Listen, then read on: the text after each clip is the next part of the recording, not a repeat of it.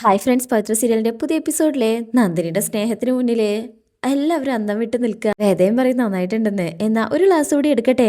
അയ്യോ വേണ്ട നന്ദിനി എടുത്തി, ഇതിൽ കൂടുതൽ സ്നേഹം താങ്ങാനുള്ള കരുത്ത് എനിക്കില്ല. അങ്ങനെ എല്ലാവരും ചിരിക്കണേ. അതിനുശേഷം അവിടുന്ന് ഇട്ടെത്തിട്ട് പിന്നീട് കാണിക്കുന്നത് വാസവൻ MLA തിരികെ വീട്ടിലെത്തിയിരിക്കുകയാണ്. എന്തോ മീറ്റിങ്ങോ മറ്റോ. അവരോട് ഭക്ഷണം കഴിക്കാൻ വിളിക്കുന്നുണ്ടെങ്കിൽ അവര് വരുന്നില്ല. അങ്ങനെ അപ്പോഴേക്ക് രേണുക വാതിൽ വന്ന് തുറക്കും. കഴിക്കാൻ എന്താ ഉള്ളത്? തിരുതാന്ന് പറയുന്ന മീനുണ്ടോ വയ്ക്കുമ്പോ രേണുക പറയും തിരുത പോയിട്ട് ചാള പോലും ഇല്ല. പുളിശ്ശേരി, തോരൻ, അച്ചാറ്, പപ്പടം. ഓ മതിയല്ലോ എന്ന് പറഞ്ഞിട്ട് എടുത്ത് വിളമ്പാൻ വേണ്ടി പറയും. അങ്ങനെ ഇങ്ങനെ കൈയഴുക്കി വരുമ്പോഴേക്കും എല്ലാം റെഡിയാക്കി വെക്കണേ രേണു. നീ കഴിച്ചോ? ഇല്ല. എന്നാ കഴിക്കുന്നു പറഞ്ഞിട്ട് വിളമ്പി കൊടുക്കുന്നുണ്ട് കേട്ടോ വാസവൻ. മക്കളെ ചോദിക്കുമ്പോൾ മോള് ഡാൻസ് കളിക്കാൻ പോയെന്നും മോൻ ഭക്ഷണം കഴിച്ച് അകത്തിരിപ്പുണ്ടെന്ന് പറയുമ്പോ വാസവൻ പറയും അവനിപ്പോ പുറത്തിറങ്ങാതായല്ലേ, വലിയ മാറ്റാണല്ലോ. രേണുക പറയും ഇറങ്ങാറൊക്കെ ഉണ്ട്, പക്ഷെ പഴയ കൂട്ടുകെട്ടില്ലെന്ന് മാത്രം. അപ്പൊ നീ ഹാപ്പി ആയില്ലേ? രേണുക പറയും പ്രസവിച്ചിട്ടില്ലെങ്കിലും അവനും എന്നെ അമ്മയെന്നല്ലേ വിളിക്കുന്നത്. ഞാനും അവനെ അങ്ങനെ കണ്ടിട്ടുള്ളൂ. നല്ല വഴിക്ക് അവൻ വരുമ്പോ സന്തോഷിക്കാതിരിക്കും. പിന്നെ അവനൊരു കാര്യമുണ്ട്, അവന്റെ ഉള്ളിൽ ഒരാളുണ്ട്, അവനൊരു കുട്ടിയോട് ഇഷ്ടമുണ്ടെന്ന്. ഇനി അതും പറഞ്ഞ് നിങ്ങൾ അവനോട് ബഹളം വെക്കാൻ നിൽക്കണ്ട. എന്തിന്? അവനങ്ങനെ ഒരു മനസ്സുള്ളത് അറിയുന്നത് തന്നെ സന്തോഷമല്ല. ഞാൻ അവനെ അഭിനന്ദിക്കല്ലേ വേണ്ടത്. രേണുക പറയും അത് ശരിയാ, പക്ഷെ വാസവൻ ചോദിക്കും എന്താ ഒരു പക്ഷിക്ക്? അത് പിന്നെ കാര്യം അറിയുമ്പോ നിങ്ങൾ ബഹളം വെക്കരുത്. നീ കാര്യം പറ രേണുകയെ. രേണുക പറയും ആ ജഡ്ജില്ലേ ശങ്കരനാരായണൻ, അയാളുടെ മകളോടാ അവന് ഇഷ്ടമുള്ളത്. വാസവൻ ഞെട്ടും.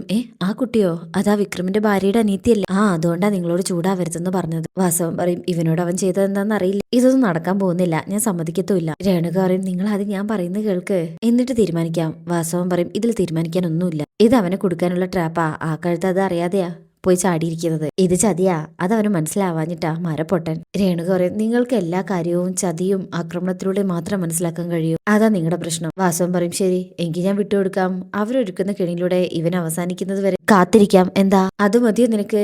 അപ്പൊ രേണുക പറയും നിങ്ങൾ ഈ പറയുന്ന അതേ ഭാഷയാ അവരവരുടെ വീട്ടിലും പറയുന്നത്. നമ്മൾ നമ്മുടെ മകനെ കൊണ്ട് അവരുടെ മകളെ ട്രാപ്പിലാക്കുന്നു. ഇതറിഞ്ഞിട്ട് ആ കുട്ടി ഇവിടെ വന്നിരുന്നോ? വാസവൻ ചോദിക്കും ആര്?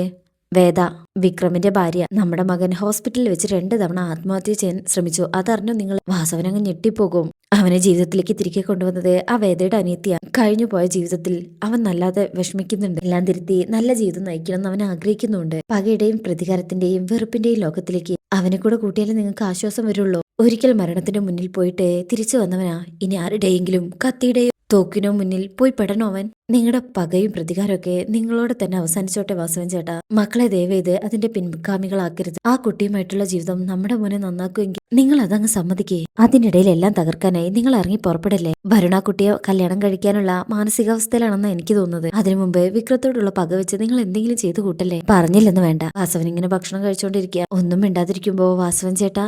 വാസവൻ പറയും നിനക്ക് പറയാനുള്ളതൊക്കെ നീ പറഞ്ഞു കഴിഞ്ഞല്ലോ, ഇനി ഞാനൊന്ന് ആലോചിക്കട്ടെ, നീ കഴിക്കേ. അങ്ങനെ അവരവിടെ ഇരുന്ന് ഭക്ഷണം കഴിക്കുക. അതിനുശേഷം പിന്നീട് കാണിക്കുന്നത് ശ്രീകാന്തും ചന്ദ്രശേഖരനും കൂടെ പുറത്തു വെച്ച് സംസാരിക്കുകയാണ്. അച്ഛൻ എന്താ ആലോചിക്കുന്നത്? നിന്നെ പോലെ ഒരു ഗതികെട്ടവന്റെ ഗതികേടിനെ കുറിച്ചല്ലാതെ എന്താ ആലോചിക്കാനാ? കഴിഞ്ഞ കുറെ കാലം കള്ളും കഞ്ചാവും മയക്കുമരുന്നും പെണ്ണും ആയി നടന്നവനെ മാത്രം സ്വന്തം പെങ്ങൾ വിവാഹം കഴിക്കുള്ളൂ എന്ന് പറയും. അത് ചെറുക്കാൻ കഴിയാത്ത നീയൊക്കെ എന്ത് ചേട്ടനാ ശ്രീകാന്തേ? ഇതിപ്പോ 2 അനുജത്തിമാരും 2 തെമ്മാടികളെയാണല്ലോ മരുമക്കളായി വീട്ടിലേക്ക് കൂട്ടിക്കൊണ്ടുവരുന്നത്. നിന്നെ കുറ്റം പറഞ്ഞിട്ട് കാര്യമില്ല. നിന്റെ തന്തയെ പറഞ്ഞാ മതി. കർമാടോ. ജീവിതം മുഴുവനും മറ്റുള്ളവരെ വിധിച്ചു കഴിഞ്ഞിട്ട് അവസാനം അയാൾക്കെതിരെ മക്കള് വിധി പറഞ്ഞതുപോലെയായി. ഞാൻ പറഞ്ഞച്ചാ ഭീഷണിപ്പെടുത്തി തല്ലി അമ്മ നിരാഹാരം വരെ കിടന്നു. എന്നിട്ടും അവളുടെ തീരുമാനത്തിൽ ഒരു മാറ്റവും ഉണ്ടായിട്ടില്ല. നിനക്കിത് പറയാൻ നാണമില്ലേടാ? പറമ്പിന്റെ ഏതെങ്കിലും മൂലയിലെ കുഴി എടുത്ത് കത്തിച്ചു കളയണം അതിലിട്ട്, അല്ലെങ്കിൽ ഏതെങ്കിലും കായലിൽ കൊണ്ടുപോയി കെട്ടി താഴ്ത്തണം. തറവാട് മുടിക്കാൻ പിറന്ന സന്തതികളെ അങ്ങനെ ചെയ്യേണ്ടത്. ശ്രീകാന്ത് പറയും ഇക്കണക്കിനാണ് അവളുടെ തീരുമാനമെങ്കിലേ എനിക്ക് അത് തന്നെ ചെയ്യേണ്ടി വരും. അപ്പൊ ചന്ദ്രശേഖരൻ പറയും നീ ഒലത്തും. എന്തൊക്കെ പ്ലാൻ ആയിരുന്നു? വാസവനുമായി കൂടി ചേർന്ന് വിക്രമിനെ ഒതുക്കുക, അങ്ങനെ വേദയെ തിരിച്ചെത്തിച്ച് ദർശനെ കൊണ്ട് വിവാഹം കഴിപ്പിക്കുക. നിനക്കൊക്കെ സ്വപ്നം കാണാനേ അറിയോ, അതൊന്നും പ്രാക്ടിക്കൽ ആക്കാൻ അറിയില്ല. ശ്രീകാന്ത് പറയും അച്ഛൻ ഇങ്ങനെ കുറ്റപ്പെടുത്തല്ലേ. ഞാൻ എന്തെങ്കിലും ചെയ്തിട്ടുണ്ടെങ്കിൽ അത് അച്ഛന് വേണ്ടിയിട്ടും കൂടി അച്ഛനും കൂടെ പറഞ്ഞിട്ടല്ലേ. അച്ഛനുമായി ഡിസ്കസ് ചെയ്യാത്ത എന്തെങ്കിലും കാര്യം ഞാൻ ചെയ്തിട്ടുണ്ടോ? ചന്ദ്രശേഖരൻ പറയും ഡിസ്കസ് ചെയ്താൽ മാത്രം പോരാ, അത് വൃത്തിയായി നടപ്പിലാക്കാനുള്ള ശേഷി കൂടി വേണം. ഇതുവരെ എന്തെങ്കിലും തീരുമാനിച്ചിട്ട് പെർഫെക്റ്റ് ആയി ചെയ്യാൻ നിനക്ക് പറ്റിയിട്ടുണ്ടോ? കൊല്ലാൻ തീരുമാനിച്ച അന്ന് വെറുതെ വിട്ടതാണ് അബദ്ധമായി പോയത്, പകരം റോഡിലിട്ട് പോയതാണ് കുഴപ്പമായത്. അപ്പൊ ശ്രീകാന്ത് പറയും അതെന്റെ ഐഡിയ അല്ലല്ലോ, അച്ഛൻ തന്നെ തീരുമാനിച്ചതല്ലേ അത്. നമ്മളിങ്ങനെ തർക്കിച്ചിട്ട് കാര്യമില്ല, ഇനി എന്ത് വേണമെന്ന് തീരുമാനിക്കണം, അതനുസരിച്ച് കാര്യങ്ങൾ എത്രയും പെട്ടെന്ന് നടപ്പാക്കണം. വാസവൻ ഈ വിഷയം അറിഞ്ഞാലേ എന്തുണ്ടാവുന്നറിയോ? അപ്പോ ശ്രീകാന്ത് പറയും അറിയില്ല. വിക്രവുമായിട്ട് അയാൾക്ക് യോജിപ്പില്ല. ചന്ദ്രശേഖരൻ പറയും അതിനെന്താ, വിക്രന്റെ അനിയത്തി അല്ലല്ലോ, അയാളുടെ മകൻ കല്യാണം കഴിക്കാൻ പോകുന്നത്. ശ്രീകാന്തിക്കും അറിഞ്ഞാൽ അയാൾ സമ്മതിക്കുക വെച്ചാ എന്തുകൊണ്ട് സമ്മതിച്ചൂടാ? അയാളെ സംബന്ധിച്ച് അയാളുടെ തെമ്മാടിയായ മകന് കിട്ടാവുന്ന ഏറ്റവും വലിയ ഭാഗ്യല്ലേ ഇത്? ജഡ്ജിയുടെ മകൾ, ആവശ്യത്തിന് പണം, ഒരുപാട് ബിസിനസ്സുകൾ, സമൂഹത്തിൽ വലിയ സ്ഥാനം. അയാൾ പിന്നെ എന്തിനീ ബന്ധം വേണ്ടെന്ന് വെക്കണം? എനിക്ക് തോന്നുന്നത് ഈ ആവശ്യം പറഞ്ഞ നിന്നെ സമീപിക്കുന്ന അയാളുടെ ഭാഗത്തുനിന്ന് അങ്ങനെ ഒരു നീക്കം ഉണ്ടായാൽ നീ എന്ത് പറയും? ശ്രീകാന്ത് പറയും പറ്റില്ലെന്ന് പറയും. ആ ബെസ്റ്റ്. എന്നിട്ട് എന്ത് ചെയ്യാനാ? അവള് നിങ്ങളെ വെല്ലുവിളിച്ച് അവന്റെ കൂടെ ഇറങ്ങിപ്പോകും. വാസവൻ അവരെ സ്വീകരിക്കുകയും ചെയ്യും. ബലത്തിലെ നീ ഒരു ശത്രുവിനെ കൂടെ ഉണ്ടാക്കാന്നല്ലാതെ ഇതിൽ വേറെന്ത് സംഭവിക്കാനാ? പിന്നെ എന്ത് വേണച്ചാ? ചന്ദ്രശേഖരൻ പറയും തൽക്കാലം അയാളെ പിണക്കാതിരിക്കുക. ആലോചിക്കാൻ അല്പം സമയം വേണമെന്ന് പറയാ. അച്ഛനെ കൺവിൻസ് ചെയ്യിപ്പിക്കാൻ സമയം വേണമെന്ന് പറയാ. അയാൾക്കത് ശരിയാണെന്ന് തോന്നണം. പക്ഷെ ദീപ്തിയെ അയാളുടെ മകൻ സ്വന്തമാക്കാൻ നമ്മൾ അനുവദിക്കരുത്. നമ്മളും കൂടെ ചേർന്ന് ആ വിവാഹം നടത്താൻ മുന്നൊരുക്കം ചെയ്യുന്നതിൽ ആ ഒരു ടൈമില് അവനില്ലാതാവണം. അതിന്റെ കുറ്റം ഒരിക്കലും നമ്മുടെ ചുമലിൽ വീഴാനും പാടില്ല. മനസ്സിലായല്ലോ? ആദ്യം നിന്റെ അച്ഛനെ വരുത്തിയിലാക്കണം, എന്നിട്ട് ബാക്കി കാര്യം ഞാൻ പറഞ്ഞുതരാം. അങ്ങനെ അവരെ ശങ്കരനാരായണനെ പാട്ടിലാക്കാൻ വേണ്ടി നോക്കുകയാണേ. പിന്നീട് കാണിക്കുന്ന ഭാഗത്ത് ശ്രീകാന്ത് ശങ്കരനാരായണനോട് സംസാരിക്കുകയാണ്. ഇത് വളരെ ആസൂത്രിതമായിട്ടൊരു നീക്കമാണ്. നമ്മുടെ കുടുംബത്തിനെതിരെ വിക്രം മനഃപൂർവ്വം സ്കെച്ചിടുന്നതാണ്.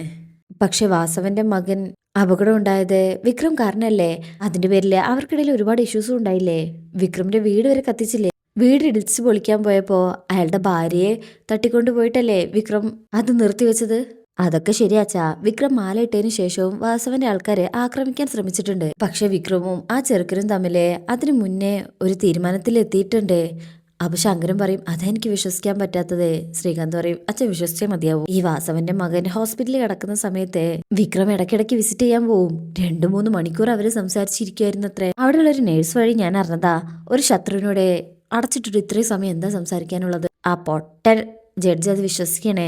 സത്യാണോ? പകൽ പോലെ സത്യം. ഇക്കാര്യത്തിൽ അച്ഛനോട് നുണ പറയേണ്ട ആവശ്യം എനിക്കില്ല. എന്നോടും അച്ഛനോടും അവന് തീർത്താ തീരാത്ത പകയുണ്ടെന്നുള്ള കാര്യത്തിൽ സംശയമില്ലല്ലോ. അത് വീട്ടാൻ പറ്റുന്ന ഒരു മാർഗമായിട്ടാണ് അവൻ ഇതിനെ കണ്ടുപിടിച്ചിട്ടുള്ളത്. ഇത് വേദയ്ക്ക് അറിയോ? അറിഞ്ഞാലും അവൾ വിശ്വസിക്കുന്നു തോന്നുന്നുണ്ടോ? ഭരണ ഒരു ക്രിമിനലാണ്. അവനെ വെച്ചിട്ട് ദീപ്തിയെ വരുതിയിലാക്ക. ഇതാ അവരുടെ പ്ലാന്. പൊട്ടിപ്പെണ്ണെ അവളൊന്നും അറിയാതെ ആ കുഴിയിൽ പോയി ചാടുകയും ചെയ്തു.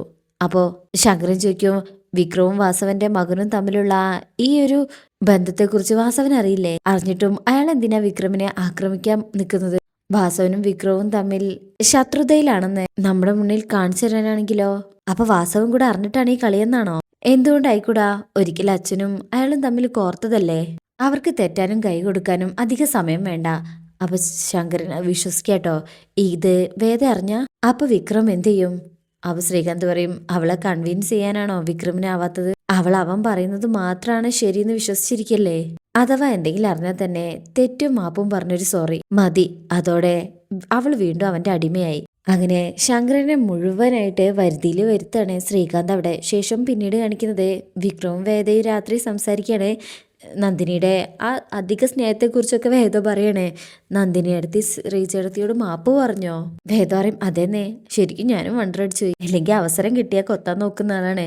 ഇതിപ്പോ ചെയ്ത തെറ്റുകൾക്കെല്ലാം സോറി പറഞ്ഞു. നിന്നോട് പറഞ്ഞോ എന്ന് വിക്രം ചോദിക്കുമ്പോ വേദ പറയും എന്നോട് ഡയറക്റ്റ് പറഞ്ഞില്ല, പക്ഷെ ഞാൻ വരുമ്പോഴേക്കും കാപ്പിയൊക്കെ ഉണ്ടാക്കി കാത്തിരിക്കായിരുന്നു. വിക്രം പറയും ആഹാ, എന്തായാലും കുടുംബത്തിന്റെ ഉള്ളിലെ അന്തരീക്ഷം ഒന്ന് കൂളായല്ലോ, അത് മതി. അപ്പൊ തന്നെ വേദ പറയും എനിക്ക് നേരെ തിരിച്ചാ തോന്നുന്നത്. അതെന്താ?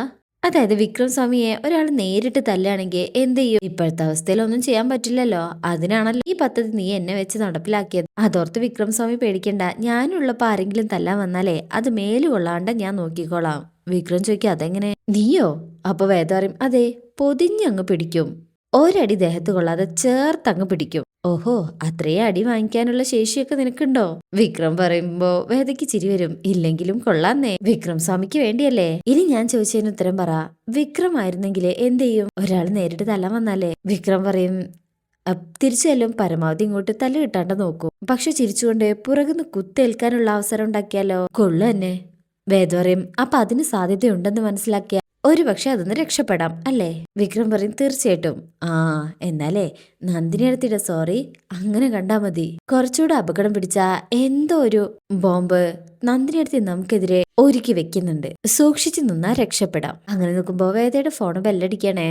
നോക്കുമ്പോ ഉണ്ടാകും അച്ഛനാണല്ലോ. വിക്രം പറയും എടുക്കാൻ.